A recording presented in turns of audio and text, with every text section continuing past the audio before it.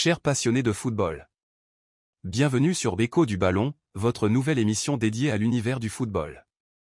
Ici, nous vivrons ensemble les moments forts des matchs, analyserons les performances des équipes et partagerons les émotions qui font vibrer les terrains.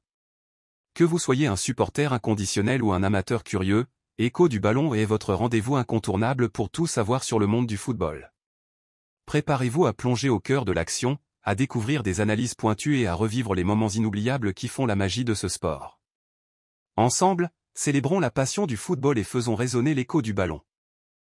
Liverpool s'impose face à Wolverhampton, 2-1, grâce à un nouveau but de Mohamed Salah égyptien, son 23e en championnat.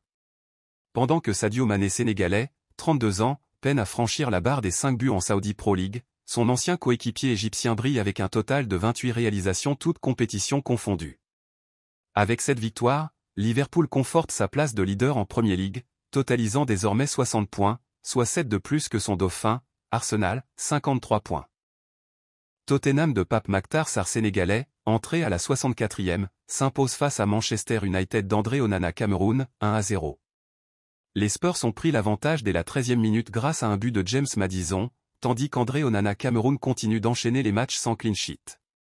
Pape Makhtar Sarr sénégalais a fait son entrée à la 64e minute en remplacement de Bergwall. Avec cette victoire, Tottenham grimpe à la 12e place avec 30 points, tandis que Manchester United, désormais 15e avec 29 points, se rapproche dangereusement de la zone rouge. Strasbourg d'Habib Diarra sénégalais et Mamadou Sarr sénégalais s'imposent face à Lens d'Andy Diouf sénégalais, 2-0. Titulaire côté lensois, Andy Diouf sénégalais a quitté la pelouse à la 73e minute, tandis que Mamadou Sarr sénégalais, axe, et Habib Diarra sénégalais, milieu, ont disputé l'intégralité du match avec Strasbourg.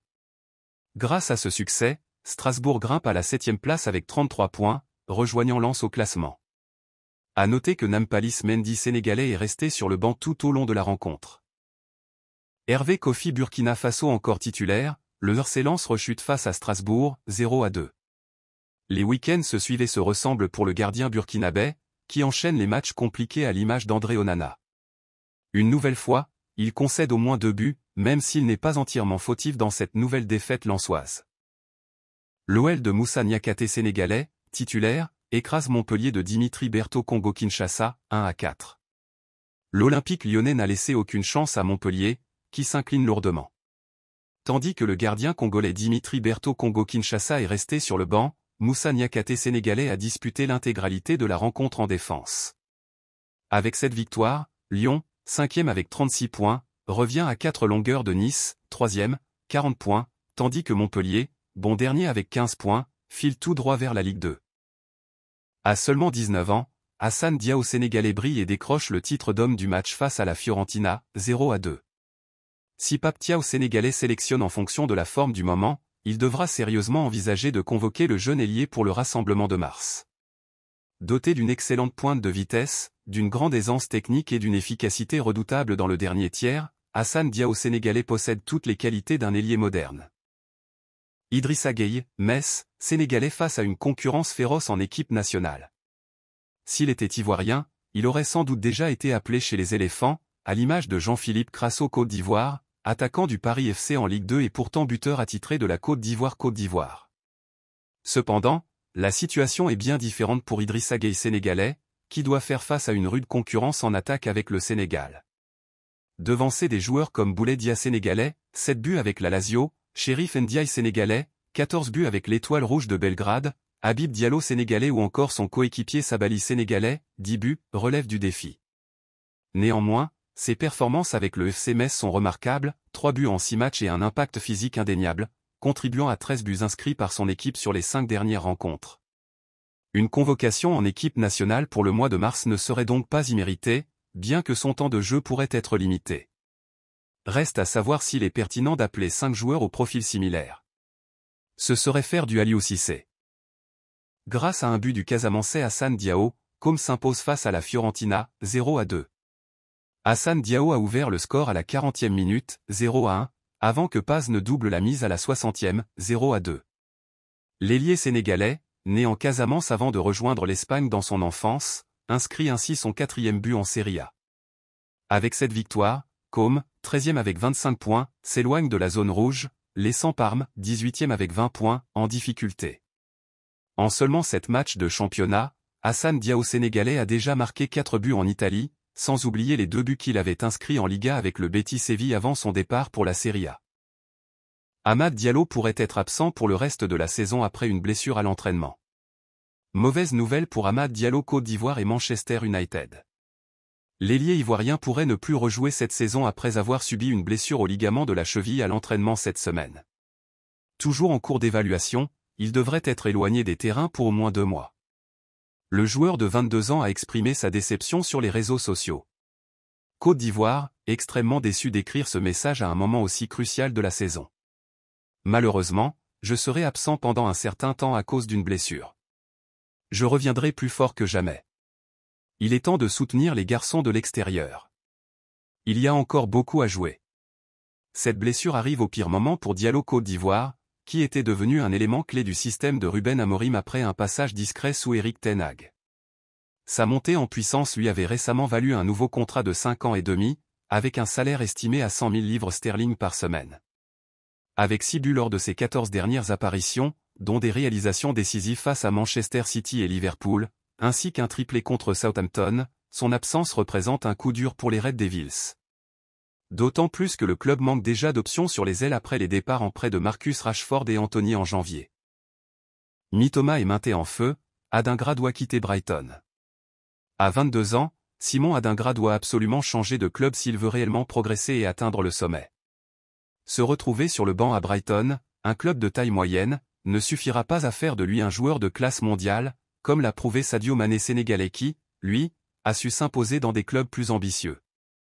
Les comparaisons entre Adingra et Mané sont fréquentes en Côte d'Ivoire, mais pour suivre le même chemin, Adingra doit impérativement changer de situation. Lors du match contre Chelsea, 3-0, Brighton a éclaté grâce à une prestation impressionnante de Mitoma et Mintet. Le japonais Mitoma, sur le flanc gauche, et le Gambien Mintet, titulaire sur le côté droit, ont inscrit les 3 buts de la rencontre. Simon Adingra Côte d'Ivoire, quant à lui, est entré en jeu à la 89e minute, à la place de Mintet, n'ayant que peu d'opportunités pour s'illustrer.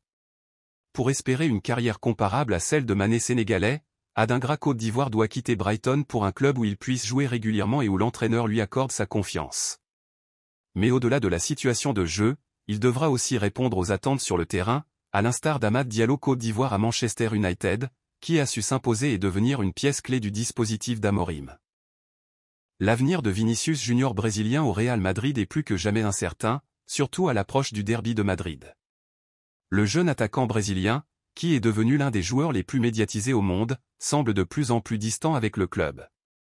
En refusant l'offre de prolongation de contrat du Real Madrid, valable jusqu'en 2027, Vinicius envoie un message clair à la direction, il estime que son salaire actuel ne reflète pas son statut, lui qui a été finaliste du Ballon d'Or l'an dernier et figure parmi les meilleurs joueurs du monde.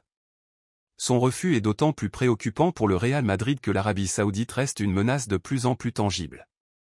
Des rumeurs circulent sur une offre astronomique de 300 millions d'euros pour le transfert, avec un contrat d'1 milliard d'euros sur 5 ans à la clé.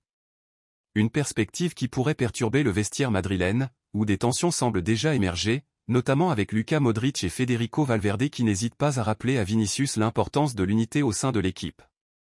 Avec la montée en puissance de Kylian Mbappé et la possibilité d'une nouvelle rivalité entre les deux stars du football mondial, la situation de Vinicius pourrait marquer un tournant crucial pour le Real Madrid cet été.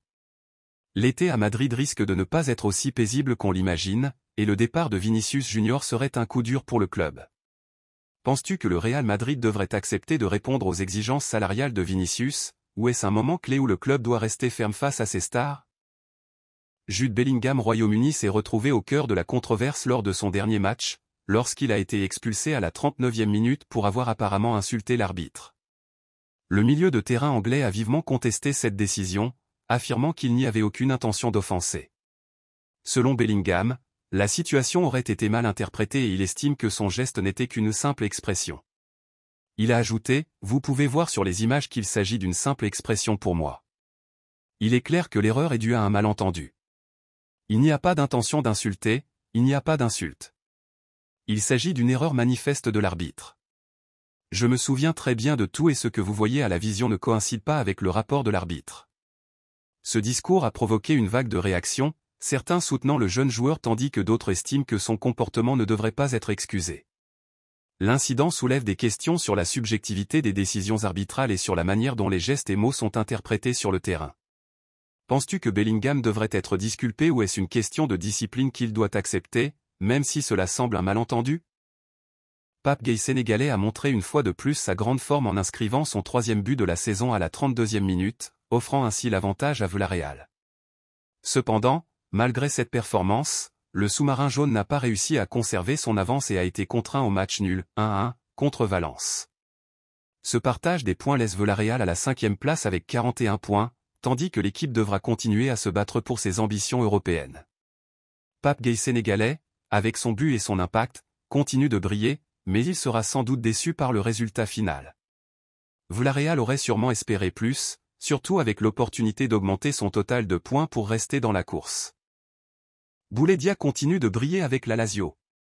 Après avoir été élu homme du match lors du match nul 2-2 contre Naples, il confirme sa forme exceptionnelle. Avec 7 buts et 3 passes décisives en 22 matchs de Serie A, dont 16 titularisations, l'attaquant sénégalais s'impose comme un joueur clé pour son équipe. Son impact sur le terrain est indéniable, et il est devenu un atout majeur dans l'attaque de la Lazio, contribuant à la fois au scoring et à la création d'occasions. Un début de saison solide qui le place parmi les meilleurs attaquants du championnat italien. En conclusion, ce week-end a été marqué par des performances impressionnantes de nos internationaux africains sur les terrains européens. De Mohamed Salah égyptien, toujours aussi décisif avec Liverpool, à Boulaye Dia sénégalais, qui continue de briller avec la Lazio, en passant par Assane Diao sénégalais, qui confirme son potentiel en Serie A. Les joueurs sénégalais et africains ont montré qu'ils étaient prêts à s'imposer sur la scène internationale. Cependant, des défis persistent pour certains, comme Amad Diallo Côte d'Ivoire, blessé pour plusieurs mois, ou Simon Adingra Côte d'Ivoire, qui lutte pour se faire une place à Brighton. La concurrence est rude, mais l'avenir semble prometteur pour nos talents africains, qui continuent de faire parler d'eux dans les grands championnats européens. Le mois de mars s'annonce crucial avec les prochaines convocations pour l'équipe nationale, et nous pourrons sûrement compter sur une belle vitrine de jeunes talents en pleine ascension, prêts à donner le meilleur d'eux-mêmes pour leur pays.